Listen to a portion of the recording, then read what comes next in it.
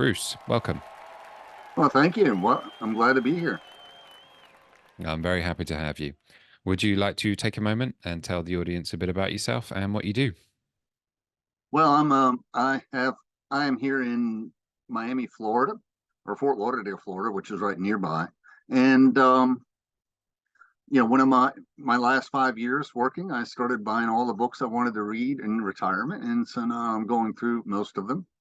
And my academic background here is I have a major in accounting, and so I spent most of my first 20 years as an accountant, and then the next 20 years as a computer consultant in accounting. And I'm going to spend the next 20 years as a writer and as a YouTuber and that sort of thing. I've done some freelancing in the past. I want to pick it back up. And so basically, I have gone through and really become fascinated with Stoicism. And I first got exposed to it really with one of the what I call a life-changing set of lectures that the teaching company had, and it's now Wondrium. They're still in existence, but they've never really brought this set of lectures into Wondrium, by a fellow named Luke Timothy Johnson. And he was a professor that had a series of lectures on the Greco-Roman moral philosophers, Epictetus, and his teacher Musonius Rufus, and Seneca, and Marcus Aurelius. And next online to really study is Cicero. One read some Cicero and Plutarch, and basically that's what I did. And I think I think that's what's what I see is key to the Western tradition, understanding the Platonic dialogues, and really all of the Western tradition in the ancient world is the Iliad and the Odyssey. And it just paints a different world than we have today. And what's the first word of the Iliad? It's rage. The rage that Achilles felt towards his a fellow king Agamemnon, who stole his concubine from him for various reasons. And it's a book about warfare. And really, these ancient cultures were all warrior cultures, and it was a totally different world than today. You have today, what do? We look forward to retirement, and here in America, we have Social Security, the pension plan. I guess in Britain is called something else, and but that wasn't the case in the ancient world. You didn't look forward to retirement. You always had this deep-seated anxiety that one day your city-state would be defeated by the enemy, and the enemy would burn your city, steal everything you had, kill all military-age men, and enslave the women and children. And basically the slaves in the ancient world were the employees of the ancient world. And it was a very brutal time. And I mean, that affected a very somewhat fatalistic point of view. Stoicism just it is a Stoic just views life as an unending series of troubles, and sometimes sometimes enjoyment, and that you should just not let yourself be unaffected by. You should not let yourself be affected by a lot of the sufferings that you have to endure, and so that is a. And a lot of people don't realize it, but Christianity itself, it's influenced, of course, primarily by Judaism, but secondarily, Stoicism has really influenced Christianity to a great degree. And we've kind of like lost that heritage. And when you lose that heritage, then you have things like the concept that theologians call theodicy, is why do bad things happen to good people? And the Stoics say, well, of course, bad things happen to all people. So God doesn't protect us from suffering. God instead enables us to endure suffering and not make it. And Stoics believe that whatever befalls you in life should be to your benefit. So if you suffer blessings, uh, you should incorporate the blessings in your life so you're a better person. And same with sufferings. Sufferings should make you a more resilient person, and that should also improve you in your life. So whatever happens to you in your life, it should be to your benefit, and that's your choice. That's your choice. And so um, so that's that. And And We I might be think that, touching on my next question because sure. you'll recognize this question as a definition of terms. So at the end of your answer, I think you covered some of it. But if I was to say, what is Stoicism? How would you explain or define it? Well, I'd say there's really two definitions of Stoicism. It's Stoicism with a small s, and then Stoicism with a capital S.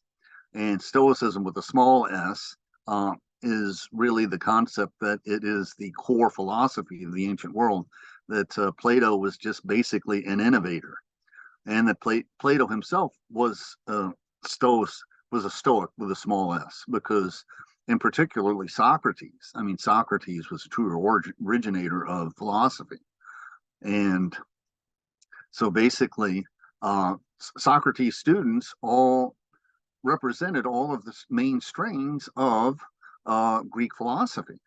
Of course, you had Plato was his most renowned student by far, and by far the best writer. And but the other one of his students is Xenophon, and all of his writings also were preserved in antiquity. And I think if you look at the Platonic dialogues, you should also look at the few dialogues that Xenophon left behind to really get a balanced view of Greek philosophy. And one of his other students was Antisthenes, who was a Cynic philosopher, the main Cynic philosopher. And after several generations, the Stoic philosophers with a capital S, with Zeno of Zeno, they basically inherited a lot of the philosophy of the Cynics and carried it forward. So to a certain extent, that too was, uh, had its roots in Socrates. Another one of Socrates' students was Aristippus, and he was in the Cyrenaic school. And a lot of people suspect that perhaps that was the germ of the Epicurean school of philosophy. We really don't know how much Epicurus read of Aristippus, or if he took any kind of inspiration from him or not. We presume he did. But Socrates was really the father of all of the schools of philosophy that we know about. And of course, Aristotle. Aristotle influenced Stoicism with his lists of virtues and vices. And so I'd say Stoicism is really the bedrock of Western philosophy.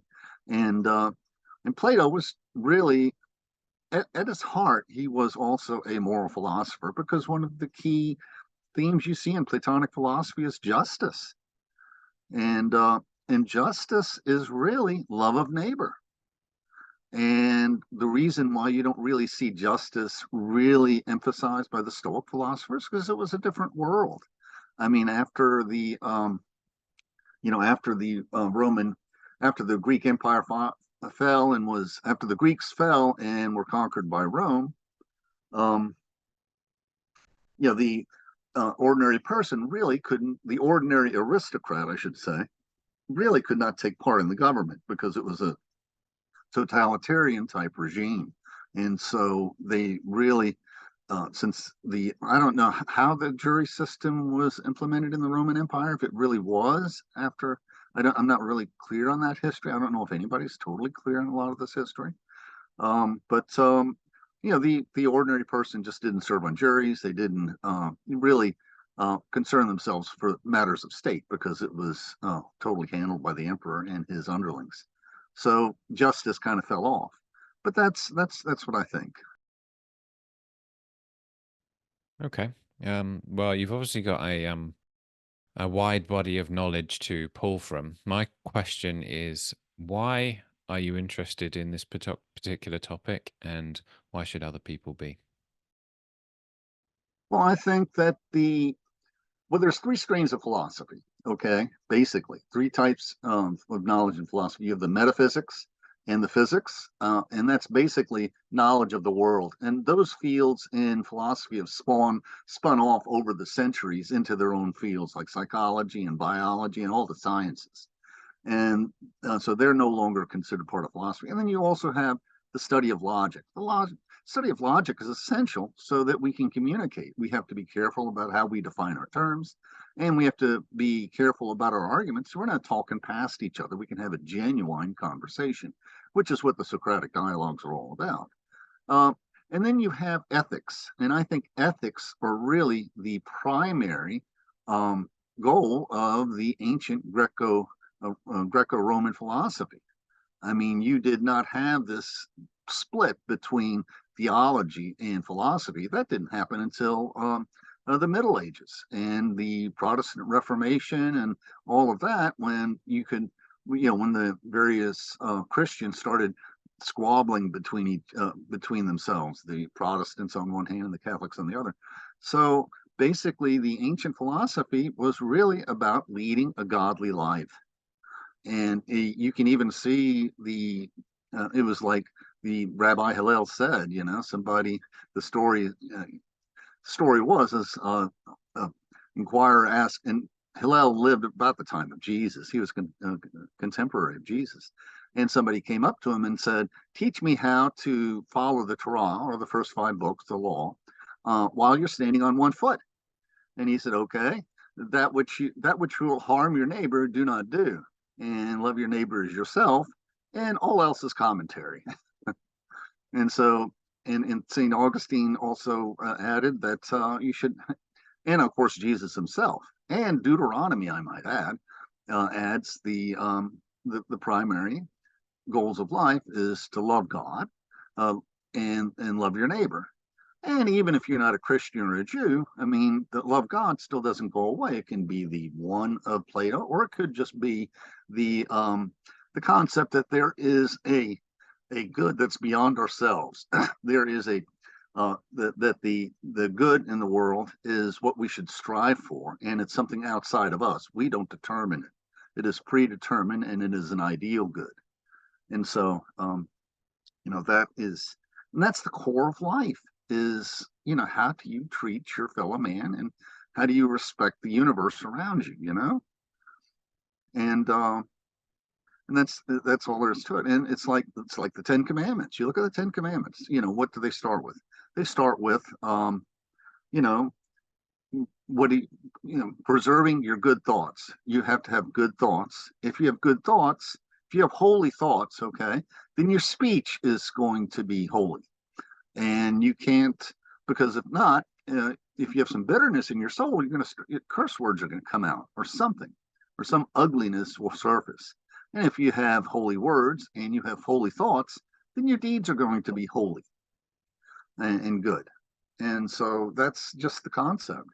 And so I really see a lot of the Stoic philosophers, you read their works, and particularly the early Stoic philosophers, they read like the New Testament. They read like the Pauline epistles.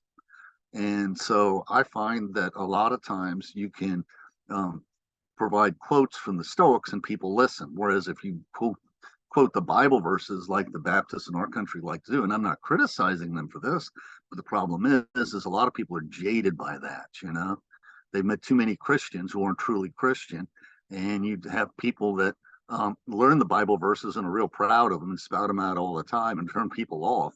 So you get, but I find that if you learn the Stoic verses and tell people the Stoic maxims, that it really attracts people attention.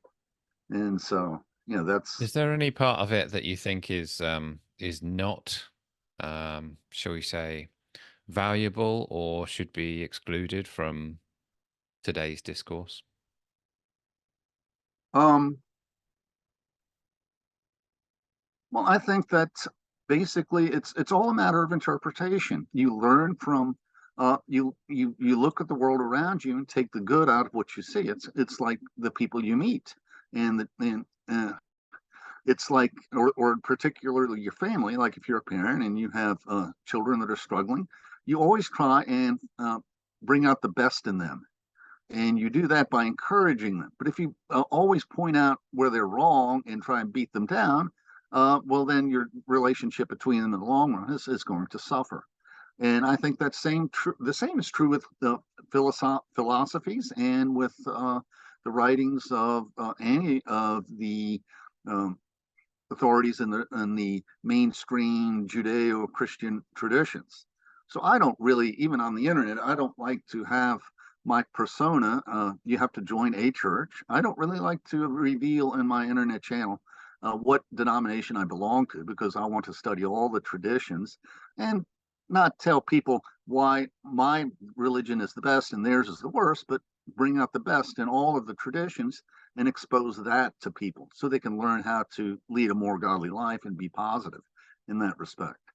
And so I think the same is true with philosophy. I mean, you look at and if there's something trouble, it's like St. Augustine.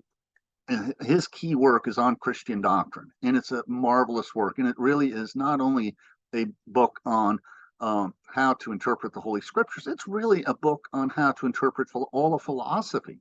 And his underwriting criteria for interpreting Scripture is this: uh, you, all of the Scriptures is all scripture is reinforcing the notion that you should have the twofold love of God and your neighbor. And if any biblical story appears to violate that principle, you must then interpret it allegorically. And the best example of that is in Psalm 137, where the Babylonians say, where the Jews say that blessed is he who takes the Babylonian babies and bash their heads against the rock. And that a lot of people will look at that, a lot of pagans will look at that and says, gosh, isn't Christianity and Judaism so awful that they say for you to do this? But the truth is that's a favorite verse of the monastic church fathers, because they say, hey, what this really means is that we should take all of the sins in our life, big, large, and small, and we should just as enthusiastically try and wipe them out of our lives and be holy men. And so that's an example of an allegorical interpretation. You can take that same principle to any philosophy and any type of writing, theological writing. So it's a very forward-looking thing. Bring out the best in all of us. Bring out the best in our culture. Bring out the best. And if there's something that's troubling in the cultures, explain it. A lot of the hard verses of the Bible that are hard to interpret are because people don't realize this was that the ancient world was a warrior culture. These were warrior cultures, and like one of the criticisms you have is like people say, look at Judaism. They say Judaism is a very mean religion because the God, there's many harsh things that's said in the Old Testament, and the Jews didn't worry about loving their enemies; they just loved their fellow Jews. But Christians, on the other hand, are better because we love all people, even our enemies. Well, the truth of the matter is, the reason why they felt that way is in ancient Israel, it was a true warrior culture, and you just could not expect a Jew to love an Assyrian who would come in and destroy their city and enslave everyone and kill the rest. But what happens even in the ancient world is once a mighty empire conquered a city-state, and it had some stability. And the war stopped, and after a couple of generations, people stopped worrying about whether a neighboring city-state would come in and totally demolish and destroy their entire lives. No, and in that circumstance, you can understand then Jesus can teach his followers love your neighbor and also love your enemies as if he is your neighbor, because he's your neighbor also.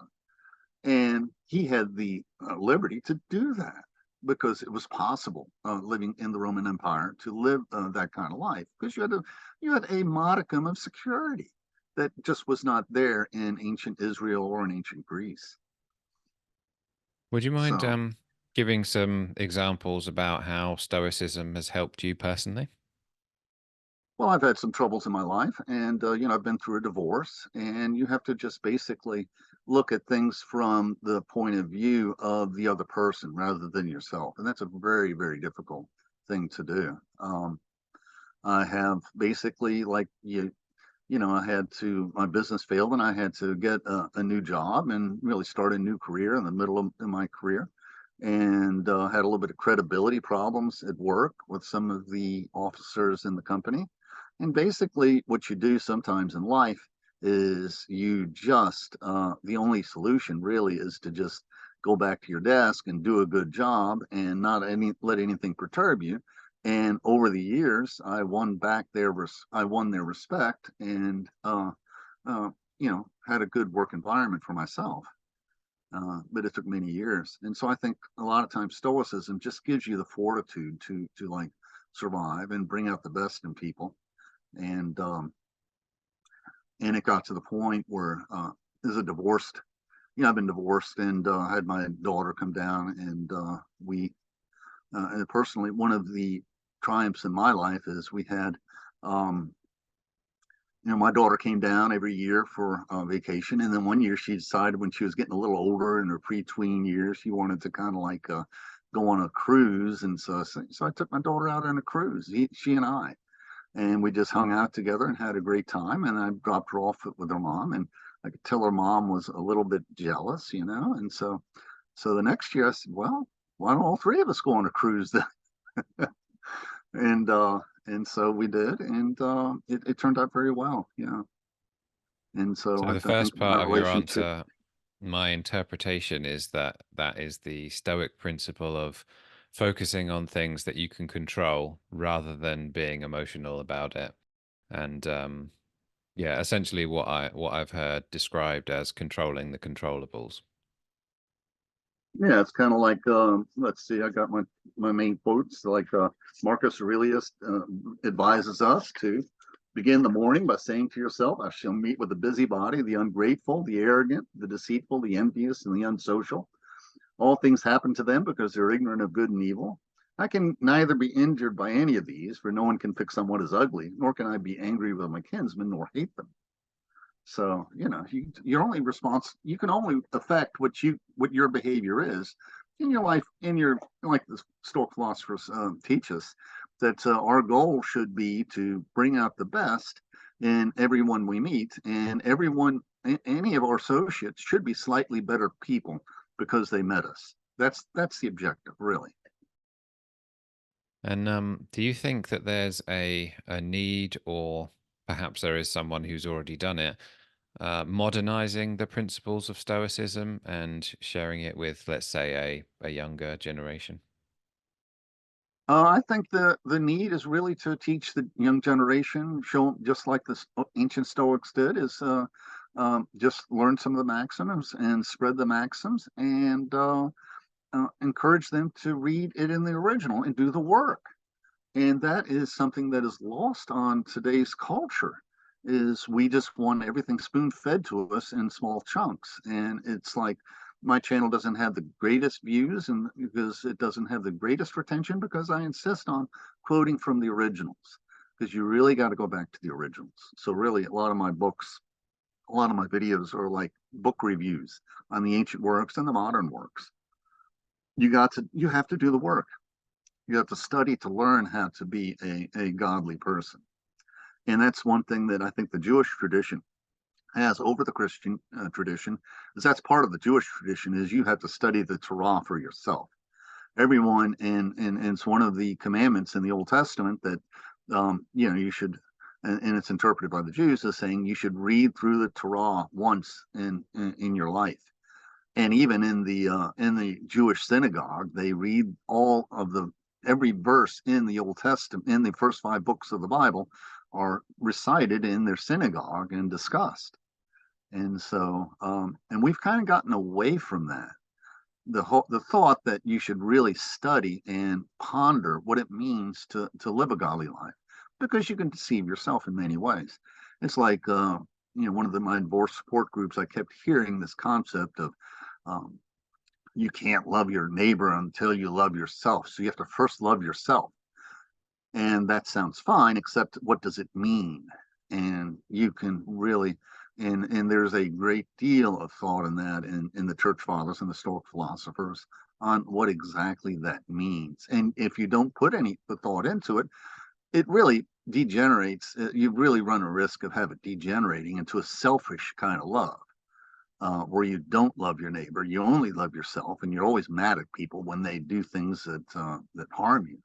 And you can't improve the world if you live your life like that, angry that the world has not dealt you a better hand. It's like Zeus says in the Iliad. He says, God gives some people gives some men a full basket, and to others he gives them an empty basket, and that's just the way it is. I was just going to say before we move on to the other topic that we said we were going to cover. What is your, should we say, favorite quote that you give share with people in relation to Stoicism? Well, I always like the Epictetus quotes. Of course, there's so many good quotes. The story of Epictetus about the man who stole his lamp one night, and of course he Epictetus was a former slave of a former slave, so he was never really out of poverty. So somebody stealing his lamp was really a big thing, a major economic, you know, blow. But he just basically said, I got the better end of the deal because I kept my soul, but the thief, being a thief, lost has a lamp, and now he has lost his soul. And it's the idea that basically the crime is its own punishment. Criminals are always punished because they have to live with their crime. And the virtuous person is always rewarded because he has become a better person by being virtuous. So the reward is the virtue. And we shouldn't look for, and if there's any other reward, we should just be grateful for the reward, but don't necessarily expect it. And so It's a good that's one. really the quote that always comes to mind. It's I like it. Thank you for sharing it. You touched upon another topic that you have expertise in, should we say, and that is the topic of dementia. So, would you like to share your thoughts on that particular topic, and perhaps we can go into additional questions after? Yeah, I'd like to talk about that, and I appreciate you bringing that up because that's kind of like my topic in my cause at the moment, for the next couple of years. And that's basically I was serving as the board member for an over 55 community here, and we were foreclosing on somebody who was really a problem. He was a very, he'd go up all the time and he'd harass the people in the office, and the neighbors were complaining about his behavior. The cops, he had an alcoholic girlfriend, and the police were always visiting his unit because of just loud fights, and then on top of that, he'd been in collections for like a decade. I mean, just a problem. And so we were thinking we need to get rid of this guy. He's just not following up and he's not paying up, and we just need to foreclose on this problem and get rid of it. And one of his neighbors got on a Zoom call with the board and said, "Look, you can't do that. I think he has dementia." And I didn't know anything about it, but they proceeded. And I basically found somebody who was a guardian that helps take care of people like that, and basically we went over to his place and he was loony as a tune, man. He was just so far out of it. He had no idea he was being foreclosed on. He had no idea he was behind on his maintenance fees. He just didn't have any clue as to what was going on in the world, just totally out of it. And so we got the attorney to halt the foreclosure.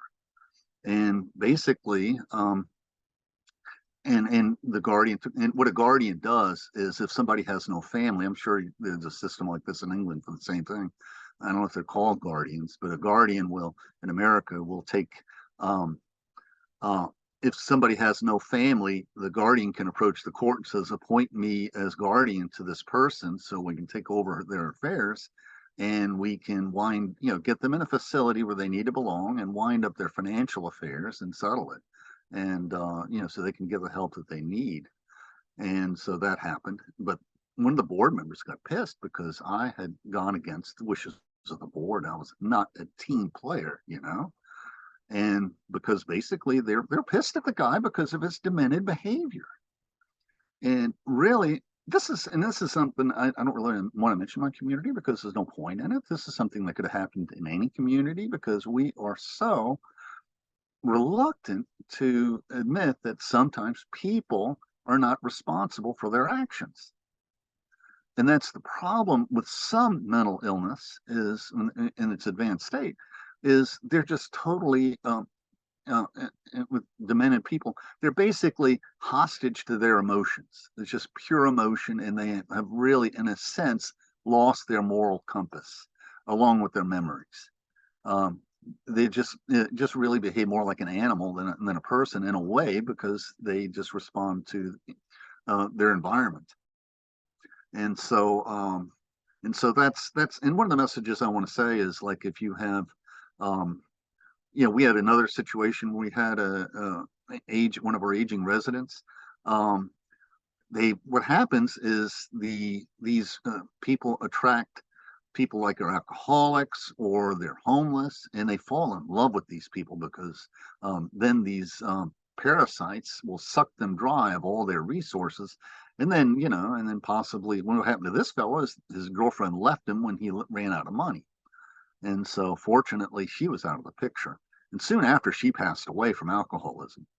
But basically, if you're a young person struggling along in your career, and your parents are living in a distant city, and they're living by themselves, man, you have to worry about that. You have to really encourage them to come and maybe live in a place where they've got somebody, a loved one nearby. Live with a loved one, and put them back in your home if you can, and make sure they're really taken care of, and really pay attention to what's happening to them.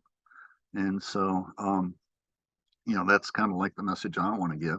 And it's a challenge. I mean, we should, um, my mother died of Lou Gehrig's disease, which wasn't is a dementia of a different type. She couldn't, she lost control of her motor functions, but kept her sanity. And so, it wasn't as cruel disease in that respect. But you have to really, really, really. My heart goes out to everybody that's in that situation where they have to take care of a relative that has such an incapacity. But realize that exists, because if in this country, man, and I'm sure it's true in England, if they marry these people, these parasites, it's just very, very difficult to undo that. Hmm. So Is there any in the example that you gave, the story, there was someone who intervened with a phone call, but is there any way that you would be able to differentiate between, let's say, just bad behavior versus someone who might be suffering with dementia? in the early, that's the challenge. I mean, the early stages of dementia, you can't tell. So I mean, it's almost like the principle should be in our dealings with elderly people, even if they have a history of it. Okay, because what dementia does is it takes whatever behaviors you have and whatever good, your virtues or your vices, and it magnifies them. It doesn't really. It just it's a very gradual disease. So literally, if anybody's over 70 or maybe even over 60, and they are displaying strange behavior. They're somewhat lashing out at the world, a little bit violent, or maybe they have inappropriate sexual responses. You just can't rule out the possibility that in the early stages of dementia, and dementia can be diagnosed with relative accuracy by physicians. So get them to see a physician, because a lot of times what you'll have is somebody may have a brain tumor or some other. There are some conditions that are totally curable. Like maybe they have a severe diet deficiency. There are conditions that will mask themselves as dementia that are totally curable. So it's very important that somebody get them in to see a doctor or a physician. And so, that's another thing you should always make sure happens. Um, Well, you so mentioned that your next couple of years is going to be focused on this. What sort of work are you going to do? basically, do YouTube channels and publicize it and try and get in the magazines. That's my long-term plan. My kind of like strategy is just kind of learn about it for the next year, because if I can get my 15 minutes of fame, I don't want politics to be totally drowning out all other news, which is what's happening in this country. We have a we have a we have a crisis in Haiti right now that our country just can't deal with, because it would just disturb our domestic political situation to go help those people. And so that's one example of a very sad situation that's just being left to fester, because we can't deal with it at the moment. And there are many other things in our society that you're just going to have to wait until the political situation gets resolved, so we can get back to improving our country, and not just holding on to it for dear life. Well, it's pretty clear that you have a shall we say, a hunger or a great habit in relation to the topic of learning in general. So, would you mind sharing perhaps why that is, or how other people can pick that up if they would like that habit? Well, I think that I've always felt that way. I mean, I always prefer reading uh, works that will improve your life. And I think the one thing that has been eye-opening to me is again the teaching company lectures, which are now Wondrium. They have lectures, about by college professors, and you listen to a series of hour-long lectures, 12 or 24, or sometimes 36 lectures or more, and you really get a good feel for philosophy and theology and history and a lot of things that surround us in the world. And I think it's more useful to do the hour-long lectures. And so I try and give back a little, give that back to people. Of course, my lectures tend to be 20 minutes, 20 to 30 minutes, because that seems to be the limit for people. And but I string it, but you can string it out.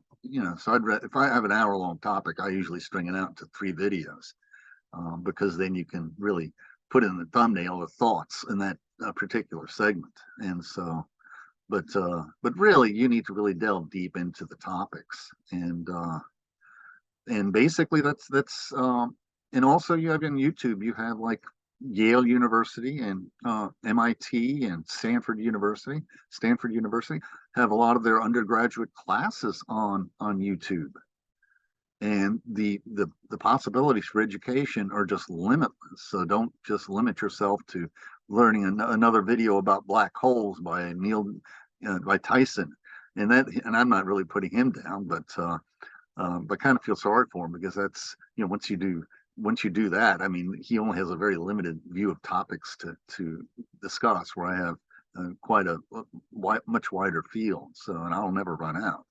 So All right. Well, thank you for sharing your expertise today. Is there anything that I should have asked you about? um, basically, I guess the best thing we could do is read some of the quotes from the Stoics, some more Well, the quotes. next one is closing thoughts. So if you want to use closing thoughts for opportunity for quotes, that would be great. Like Epictetus, forgiveness is better than revenge. Forgiveness shows gentleness, and revenge shows savagery. And basically, um, who suffers? This is Musonius Rufus. Who suffers more, the person who's wronged or the wrongdoer? The wrongdoer suffers shame, not the wronged. Planning how to bite back someone who bites and return evil against the evildoer is characteristic of a beast, not of a man. And Rufus says, speak of shameful things and you will lose your reluctance to do them. If you work hard to do what is right, don't be upset by roadblocks. And everyone you meet, you should try and make them a slightly better person because they met you. Don't expect to tell others what they should do when they know that you don't do what you shouldn't. When they know that you do what you shouldn't. And Seneca, life is not worth living if we multiply our sorries with our worries. Instead, temper your fear with hope. And also, philosophy molds and constructs the soul. It orders our life, guides our conduct, and shows us what we should do and what we should leave left undone. And the knowledge of sin is the beginning of salvation. This is Seneca. It sounds like St. Paul, but it's Seneca. Pleasure, unless it's controlled, tends to rush headlong into the abyss of sorrow. So we didn't really get into that. I mean, the Stoics say they're not against pleasure, but they're against making it the center of your life. All the sufferings of life which others regard as ills will become manageable and will end in good if you succeed in rising above them. And I am grateful, not so my neighbor should reward me for my act of kindness, but rather I'm grateful to perform acts of loving kindness. I feel grateful not to profit from my kindness, but for the pleasure of being kind. So, and an unnamed Stoic philosopher, the wise man lives a life of purposeful naivety. In other words, don't let your bad experiences in life, contaminate how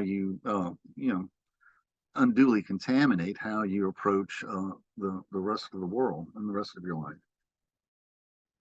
Well, lots of good stuff there. So thank you for sharing it, and I feel like you've shared a lot today, so I appreciate it. For people who want to connect with you, I know you've mentioned the YouTube channel. Anywhere else you're active? Basically YouTube channel at the moment. It's youtube.com, and it's backslash at the at sign reflections, plural, MPH, like miles per hour, but really morality, philosophy, and history. And I didn't say theology in the title because I like morality better, because I don't really want to get into bashing the other faith traditions. I just want to learn from all of them. So, Well, Bruce, thank you for being a great podcast guest today. well, thank you. Thank you for having me.